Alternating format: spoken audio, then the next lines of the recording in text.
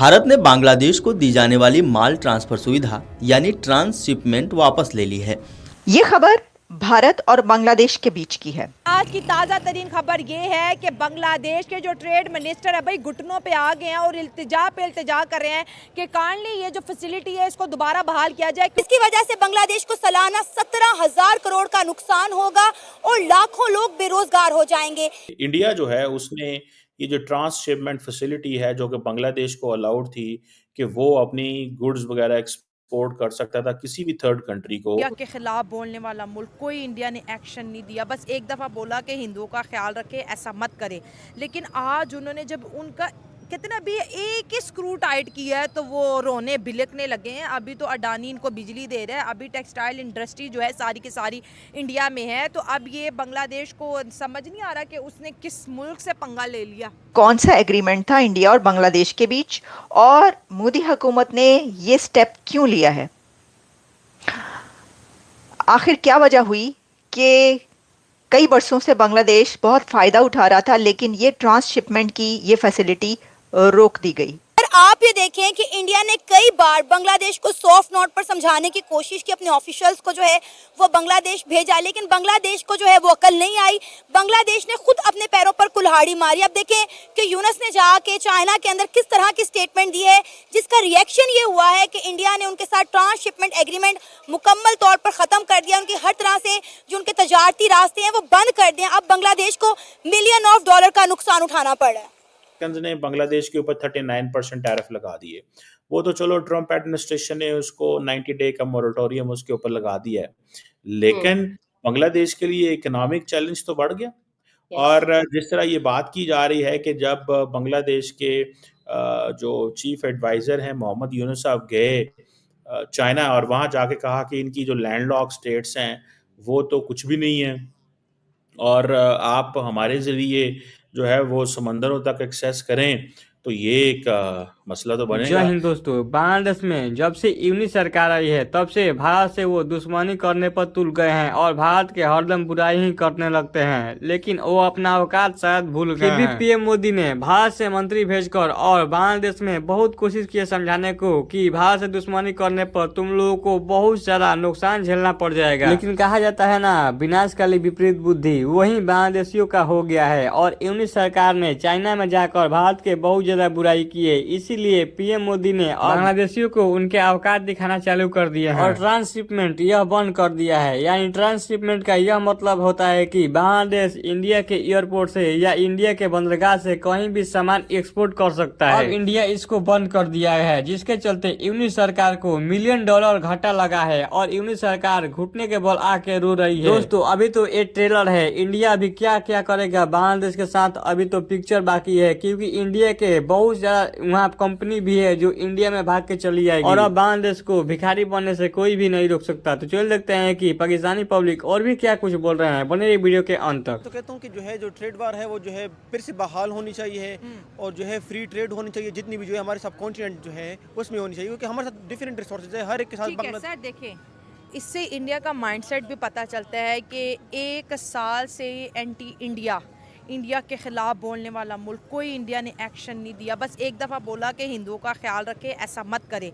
लेकिन आज उन्होंने जब उनका कितना भी एक ही स्क्रू टाइट किया है तो वो रोने बिलकने लगे हैं। अभी तो अडानी इनको बिजली दे रहा है, अभी टेक्सटाइल इंडस्ट्री जो है सारी की सारी इंडिया में है। तो अब ये बांग्लादेश को समझ नहीं आ रहा कि उसने किस मुल्क से पंगा ले लिया। देखिए दोनों तरफ से जो है अगर हम इंडिया की बात करें तो उसमें जो है जो माइनॉरिटीज़ की राइट है, स्पेशली जो मुस्लिम है, सिख्स है, उनकी राइट भी जो है सही तरीके से प्रिजर्व नहीं है। और बांग्लादेश भी जो है उस पर स्टांस ले रहा है कि जो है वो हिंदुओं पर जो है वो कर रहा है, लेकिन किसी भी कंट्रीज़ में जो है जो माइनॉरिटीज़ राइट्स हो उसको जो है दूसरे एंगल से नहीं देखते कि वहाँ पर जो है हमारे साथ क्या हो रहा है ना। बांग्लादेश की अपनी स्टेट है, वो जो है अगर हिंदू है उनके साथ जो है वो अच्छा बर्ताव करेंगे ना, और साथ में जो है इंडिया पर भी जो है लाजिम है कि वो भी मुसलमानों के साथ अच्छा बर्ताव करेंगे। लेकिन इस तरह जो है अगर आप जो है इतनी पावर रखते नहीं हो और फिर आप जो है जो एशियन जेंट है उनके साथ जो है आप पंगा ले लेते हो, तो आपको देखना चाहिए कि आप जो है मतलब फिर करोगे क्या। आपको जो है अल्टरनेट वे देखना चाहिए। मुस्लिम राइट्स को जो है ज़रूर प्रिजर्व करना चाहिए, जो मुसलमानों में इंडिया में मुसलमानों के साथ हो रहा है उनको ज़रूर वो करना चाहिए और यहाँ से उनकी जो है स्क्रू टाइट करना चाहिए। लेकिन बांग्लादेश को देखना चाहिए कि मतलब आगे क्या हो रहा है। अगर इनके साथ जो है अलग अगर वो हम इंडिया के मुसलमानों का कहते हैं, देखिए अगर इंडिया तरक्की कर रहा है तो उसमें सब एक तरह ही चल रहे हैं ना। बिजनेसमैन ऐसे तो नहीं है कि इंडिया में सिर्फ हिंदू है मुसलमान नहीं है।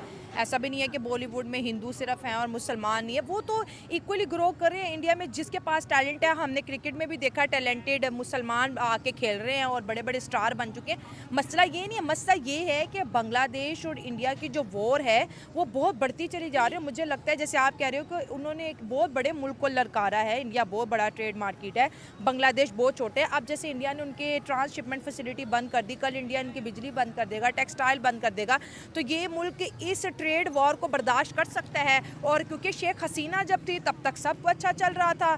डॉक्टर यूनुस को बड़े मसले हैं इंडिया से। देखिए फिलहाल तो मैं जो फैक्ट्रियां हैं, कारखाने हैं, वो बंद हो गए हैं। लाखों की तादाद में लोग जो हैं वो बेरोजगार हो चुके हैं। अगर ये निज़ाम भी मुकम्मल तौर पर बंद हो जाएगा तो मजीद कितने लोग बेरोजगार होंगे? बेसिकली अभी जब वहाँ पे जो है ना वो सिस्टमेटिकली जो है ना वो प्रॉपर गवर्नमेंट आएगी जो जो लोगों ने चूज की हुई होगी, तो उसके जो है ना वो obviously point of view different होगा और देन जो है ना वो डिफरेंट तरीके से सोच सकेंगे। अभी क्योंकि रिसेंटली जो है ना वो उन दोनों के कंट्रीज के दरमियान में टसल हुई है और स्टिल जो है ना वो एक पॉइंट को लेके शेख हसीना वाजिद को लेके जो है ना वो दोनों में जो है ना वो स्टैंडिंग चल रही है।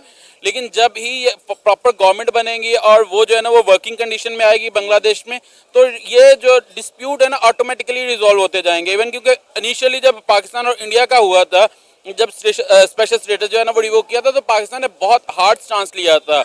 हर जगह पे सारी एम्बेसीज में जो है ना वो लोगों को एजुकेट करने की कोशिश की गई थी। पूरी दुनिया बंद कर दी, हमारी ट्रेड बंद कर दी थी, सारा कुछ। लेकिन वो देखें उसके बाद से अब जो है ना वो दोनों कंट्रीज में ये चीज आ रही है कि भाई उस चीज को जो है ना वो अब वो चला ही बैक एंड पे गया है, अब तो रहा ही नहीं जो है ना वो फ्रंट एंड पे। तो ये चीज भी जो है ना वो हो जाएगी क्योंकि इनिशियली जो है ना वो लोगों ने उसको चूज नहीं किया मोहम्मद यूनुस को। और ऑब्वियसली बात है ये है कि वो जिस एंगर था ना लोगों में, जिसकी वजह से जो है ना वो उसको सिलेक्ट किया गया और जिस तरह से जो है ना वो गवर्नमेंट का तख्ता पलटा गया है, वो चीज़ जो है ना वो अभी भी, क्योंकि गवर्नमेंट जो ऊपर डिसीजन मेकर बैठे हुए होते हैं ना वो हमेशा जो है ना वो जो नबज होती है ना उसके मुताबिक जो है ना वो एक्ट करते हैं। अभी तक इलेक्शन तो करवा नहीं सके क्योंकि ये सिर्फ और सिर्फ एक गवर्नमेंट ही नहीं गई थी, ये पूरा का पूरा सिस्टम ही चला गया था। उसमें जुडिशरी भी चली गई थी, इलेक्शन कमीशन भी चला गया था, सिवाय के सिर्फ और सिर्फ मिलिट्री। ठीक है, अगर ऐसा है तो फिर ऐसे ही सही जी, एन जे तो फिर एन जी सही, वो जो हम बात किया करते हैं अक्सर। अच्छा, अब हम इसके ऊपर बात करें। ये तो आपको पता चल गया कि ये क्या था फैसिलिटी और इसको कैसे यूज किया जा रहा था, लेकिन अब हम इसके ऊपर बात कर लें कि ऐसा किया क्यों गया।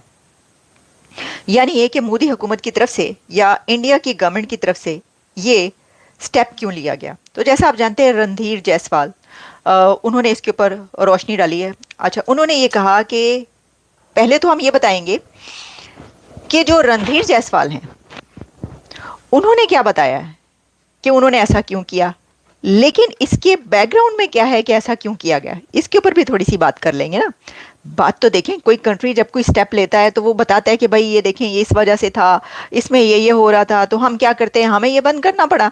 इंडिया कभी भी ये नहीं करता और ना ही ये कहेगा कि अच्छा ठीक है तुम्हारी ऐसी की तैसी तो हम तुम्हारा ये बंद करते हैं, हम तुम्हारा खर्चा पानी बंद करते हैं, हम तुम्हारा नाटका बंद करते हैं, हम तुम्हारा रास्ता बंद करते हैं।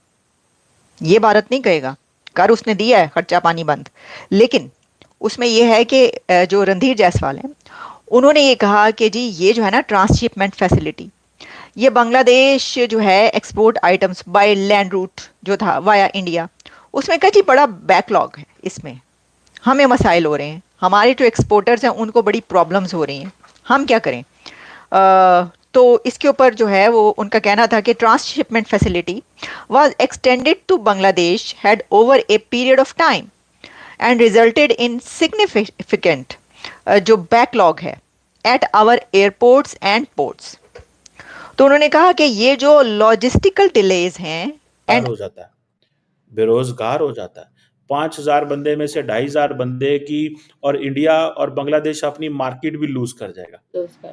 देखिए, आप सबसे इम्पोर्टेंट चीज ये होती है कि आप अपनी मार्केट लूज कर जाएं। जब आप मार्केट लूज करते हैं तो फिर आप गए, फिर आपकी कोई वैल्यू नहीं है। ठीक है, फिर आप समझ लें अपने आप को, आपकी कोई वैल्यू नहीं है, बिकॉज आपके लिए आपकी मार्केट की वैल्यू है। तो इंडिया ने बेसिकली उनको ये बताया है कि आप बेसिकली अपनी मार्केट खो रहे हैं और आपके लोग बेरोजगार होंगे। ठीक है जी। और ये जो वो जैसे कहते हैं ना और अब इंडिया क्या कह रहा है, देखिए वो जायसवाल साहब को मैं सुन रहा था, जो भारत की उनकी मिनिस्ट्री ऑफ एक्सटर्नल अफेयर के स्पोक्स पर्सन है, वो कह रहे हैं जनाब वो जो ये जो ट्रांसशिपमेंट एग्रीमेंट था, इसकी वजह से इंडिया के एयरपोर्ट्स के ऊपर और पोर्ट्स के ऊपर बहुत सारी कंजेशन होती थी। तो शेख हसीना के